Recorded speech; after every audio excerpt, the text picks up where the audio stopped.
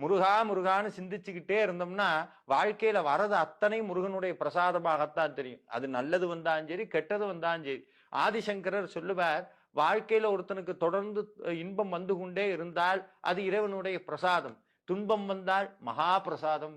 ஏன்னா துன்பத்துலதான் சில உண்மைகள் நமக்கு புரிய தொடங்கும். அப்ப வாழ்க்கையில முருகப்பெருமானுடைய திருவருள் பதிந்து விட்டதுன்னு சொன்னா தொடர்ந்து இறைவனுடைய அருளால் தான் எல்லாம் நடக்குது அப்படிங்கிற உண்மை புரிஞ்சிடும். எது வந்தாலும் தாங்கக்கூடிய சக்தி கிடைக்கும். அது மட்டும் இல்ல, நம்ம அடிக்கடி ஒரு மந்திரத்தை சொல்லுவோம், வேலுண்டு வினை இல்லை, மயில் உண்டு பயம் இல்லை, குகன் உண்டு குறைவில்லை, கந்தன் உண்டு கவலை இல்லை. இது சத்தியமான உண்மை.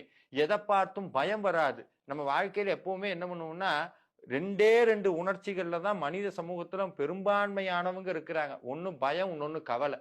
இது ரெண்டுமே என்னன்னா, பயம்ங்கிறது எதிர்காலத்துல இருக்கும், கவலைங்கிறது இறந்த காலத்துல இருக்கும், நிகழ்காலத்துல வாழவே முடியாது.